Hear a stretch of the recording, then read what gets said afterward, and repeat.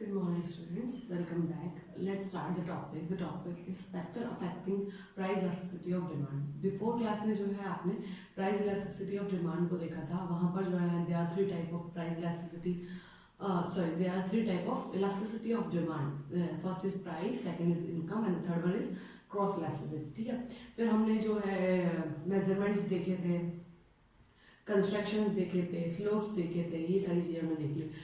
इस चैप्टर 6 आपके स्टार्ट किया था प्राइस इलास्टिसिटी। इसका जो लास्ट टॉपिक है वो ये है आपके factor affecting price elasticity of demand. ठीक है, तो इसके कुछ पॉइंट्स हैं जिसके अंदर हम ये बताएंगे कि इलास्टिसिटी जो है कैसे चेंजेबल होती है, या हम कह सकते हैं कि इलास्टिसिटी जो है वो किस किस चीज़ से अफेक्टेड है। ठीक है, तो वो चीज़ हमको यहाँ देनी है। ये जो फैक्टर्स है ये सारे अफेक्टिंग फैक्टर है फॉर इलास्टिसिटी। इलास्टिसिटी में हमने ये देखा था कि delta Q upon delta P into P upon Q, ये हमारे ईडी था। ठीक है ना, ये माइनस का साइन था, यानी कि हमारे जो है क्वांटिटी में चेंज हो प्राइस में चेंज होने की वजह से क्वांटिटी में जो चेंज होता है वो हमको यहाँ पर मेजरमेंट करनी होती है। ठीक है, तो यहाँ पर और कौन से एक्स्ट्रा फैक्टर हैं जिसकी वजह से इलास्टिक और इनइलास्टिक हो सकती है डिमांड। ठीक है, तो बेसिकली इलास्टिक का मतलब ये होता है कि वो चेंजेबल है, और इनइलास्टिक का मतलब ये होगा कि वो चेंजेबल नहीं है। आपको मैंने जो चीज़ बताई थी उसमें ये बताई थी ईडी इक्वल टू 1, यानी ये चेंजेबल है। इलास्टिक है, फुल्ली इलास्टिक है, यानी यहाँ पर चेंज हो सकता है। ठीक है, और यहाँ मैंने आपको बताया था ईडी इक्वल्स टू इन्फिनिटी। यहाँ पर ये होता है कि ये भी इलास्टिक है, और इलास्टिक में ऐसी इलास्टिक है जहाँ बिना प्राइस में चेंज हुए किसी अदर फैक्टर में चेंज होने की वजह से डिमांड में चेंज होता है। और लास्ट आपने देखा था ईडी इक्वल्स टू 0, इसको हम कहते हैं इनइलास्टिक, जहाँ पर आपकी डिमांड में कोई भी चेंज नहीं होता। तो बेसिकली ये दोनों फैक्टर्स जो हैं वो इलास्टिक के लिए हैं, ये इलास्टिक के लिए है, और ये जो है वो इनइलास्टिक के लिए। ठीक है, तो इनइलास्टिक क्या है और इलास्टिक क्या है, इसका मतलब मैंने आपको बता दिया कि इलास्टिक का मतलब होता है कि चेंज हो सकता है, पॉसिबिलिटीज है, चेंज होगा। ठीक है, अब वो थोड़ा है ज़्यादा है, ये चीज़ें जो है आपके ग्रेटर देन इलास्टिक और लेस देन इलास्टिक से पता चलती है। आपके बुक में वो टॉपिक नहीं दिया है, इसलिए मैंने आपको उसको कवर नहीं करवाया है। बट ग्रेटर देन इलास्टिक और लेस देन इलास्टिक क्या होते हैं स्टूडेंट्स, कि जैसे यहाँ तो एक इक्वल्स टू 1 है, इक्वल्स टू 1 का मतलब इक्वल चेंज आने वाला है प्राइस में भी और डिमांड में भी।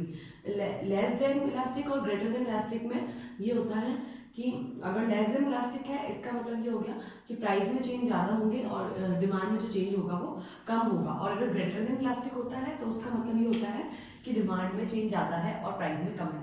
मैं आपको इन दोनों सिचुएशन को एक बार यहाँ बता देती हूँ। ईडी ग्रेटर देन 1, ठीक है, तो ये जो चीज़ है ना आपकी डिमांड को शो करती है।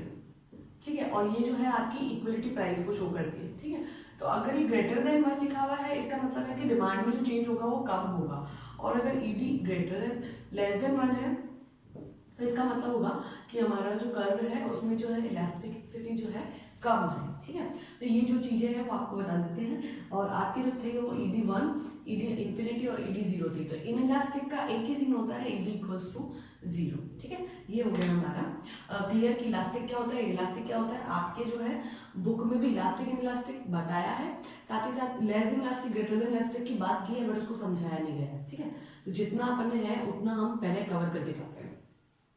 फर्स्ट आता है नेचर ऑफ कमोडिटी। अगर गुड्स और सर्विसेज की नेचर पे डिपेंड करता है कि वो किस तरह की गुड्स है। अगर वो सब्स्टिट्यूट गुड है तो वो चेंजेबल इलास्टिक होगी, अगर वो सब्स्टिट्यूट गुड नहीं है तो वो इलास्टिक नहीं होगी। ऐसा जो है टॉपिक में बताया जाएगा। ठीक है, मतलब क्या कहना चाह रही हूँ मैं, ये कहना चाह रही हूँ कि कौन कौन सी चीज़ें जो है आपके इफेक्ट करती है इलास्टिसिटी को चेंज करने में। Nature of commodity, nature of commodity जो है अपने दो तरह की होती है। एक तो नॉर्मल गुड्स होती है, वो इलास्टिक होती है डेफिनेटली, कि नॉर्मल गुड की अगर प्राइस चेंज होती है तो हम उसको चेंज करते हैं। अगर वो गुड्स जो इंफीरियर है तो वो इलास्टिक होगी, क्योंकि हम उसके प्रति इतना ज़्यादा सोचते नहीं है। ठीक है, और दूसरी चीज़ अगर वो कंपैरेटिवली गुड्स है और अगर वो गिवन गुड्स है तो उनकी सिचुएशन में इलास्टिसिटी होगी या नहीं होगी, ये आपको देखना है। ठीक है, फिर अवेलेबिलिटी ऑफ सब्स्टिट्यूट गुड्स, अगर सब्स्टिट्यूट गुड अवेलेबल है तो इलास्टिक, और अगर नहीं है तो इनइलास्टिक। फिर हमारे मल्टीपल यूजेस, किसी गुड्स की जो यूजेस होते हैं ना वो बहुत ज़्यादा होते हैं, तो अगर उसकी प्राइस चेंज होती है तो डेफिनेटली वो इलास्टिक होगा। उसकी क्या प्राइस में थोड़ा सा भी चेंज होता है तो हम उसके यूजेस को देखते हैं, कंपेयर करते हो, फिर उसकी डिमांड को चेंज कर लेते हो। तो अगर मल्टीपल यूजेस है तो इलास्टिक होगा, और अगर यूजेस नहीं है तो इनइलास्टिक हो सकता है, ठीक है। फिर अपना पोस्टपोन ऑफ यूजेस, अगर हम उसको पोस्टपोन कर सकते हैं तो वो इनइलास्टिक। उस समय प्राइस में क्या चेंज हो रहा है क्या नहीं हो रहा है उसको हम देखते हैं और डिमांड में चेंज कर लेते हैं। इनइलास्टिक नहीं कह सकते, हम ये कह सकते हैं कि लेस देन इलास्टिक होगा, ठीक है। और अगर पोस्टपोन नहीं कर सकते हैं तो वो जो होगा वो थोड़ा सा इलास्टिक कम होगा। ऐसी सिचुएशन यहाँ आती है, ठीक है। फिर income level of buyers, buyer का इनकम लेवल बहुत ही ज़्यादा मैटर करता है। अगर इनकम इंक्रीज हो रही है तो इलास्टिक होगा, और अगर नहीं हो रही है तो फिर इलास्टिक होगा। प्राइस में चेंज होने की वजह से हमने जो डिमांड को चेंज करना है। हैबिट्स ऑफ कंज्यूमर, कंज्यूमर की हैबिट की अगर कोई चीज़ है तो वो इनइलास्टिक होगी। प्राइस में कोई भी चेंज हो रहा है हमको कोई फर्क नहीं पड़ता, क्योंकि हम उस चीज़ को खरीदेंगे ही खरीदेंगे। अगर हैबिट की चीज़ नहीं है तो फिर इलास्टिक होगी, क्योंकि हम उसको छोड़ भी सकते हैं अगर प्राइस चेंज हो जाती है तो, ठीक है। फिर आता है but price of level, price level तो आपको पता ही है कि इलास्टिक होगा, डेफिनेटली होगा, कि प्राइस में जैसे ही चेंज होता है डिमांड में भी चेंज होता है, because they are negative relation.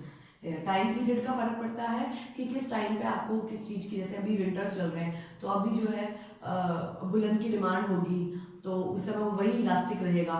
और जो है हम ये कह सकते हैं कि विंटर नहीं है, समर चल रहा है, तो विंटर की जो चीज़ें होंगी वो इलास्टिक होती है उस समय में, उनको कोई फर्क ही नहीं पड़ता है, ठीक है। फिर ये आता है proportions of the income, income commodity, ठीक है। अब ये देखते हैं हम इसके अंदर क्या सीन चल रहा है कि हम किसी चीज़ की मतलब किसी भी गुड्स और सर्विसेज जो रिलेटेड आप खरीदने वाले हैं उसका पर्पस क्या है ये भी मैटर करता है, उस समय क्या मैटर करता है। जैसे कि जब डिमांड हमने पढ़ना स्टार्ट किया था तो हमने 3 टॉपिक देखे थे कि हमने जो है प्राइस को मैटर करना है, फिर हम जो है क्वांटिटी को मैटर करते हैं, फिर हम जो है उस चीज़ की क्वालिटी को भी मैटर करते हैं, प्राइस, टाइम, फिर हम जो है उसको टाइम देखते हैं कि किस टाइम पर वो ले रहे हैं हम। तो ये सारी चीज़ें जैसे मैटर करती है ना, वैसे ही यहाँ पर भी है, वो सारी चीज़ें मैटर करती है कि ये आपको बताएगी कि ये कौन कौन से फैक्टर हैं जिसकी वजह से इलास्टिसिटी अफेक्टेड होती है, यानी प्राइस में चेंज होने की वजह से डिमांड में भी चेंज होता है। तो ये है आपके कुछ अफेक्टेड फैक्टर। अगर आप इनको नहीं समझ में आते हैं तो आप पूछ लीजिएगा, बाकी एक बार बुक से रीड आउट करें। और मेरा मानना ये है कि जब आप इस टॉपिक को पढ़ें तो आप यहाँ पर नोट कर लें। जैसे नेचर ऑफ कमोडिटी 2 तरह की होती है, जैसे कि नॉर्मल गुड्स हो सकती है, और हम कह सकते हैं कि जैसे यहाँ पे सब्स्टिट्यूट के बारे में दे रखा है तो यहाँ हम गिफिन के बारे में पढ़ लेंगे, ठीक है। फिर अब वो यहाँ पे इलास्टिक है या नहीं, इलास्टिक है या नहीं, यहाँ पे नोट कर दें आप। अवेलेबिलिटी ऑफ सब्स्टिट्यूट, अवेलेबल है अगर तो इलास्टिक होगी, और सब्स्टिट्यूट अगर नहीं है तो क्या होगा। ये चीज़ आप इस तरीके से पढ़ेंगे तो आपको थोड़ा सा ईजी हो जाएगा। एक बार आप पढ़िएगा, आपको लगता है नहीं समझ में आता है तो आप पूछ लीजिएगा, ओके। Thank you. यहाँ पर ये जो चैप्टर है वो खत्म हो जाता है। नेक्स्ट चैप्टर जो है हम अगली क्लास में स्टार्ट करते हैं, ओके। Thank you.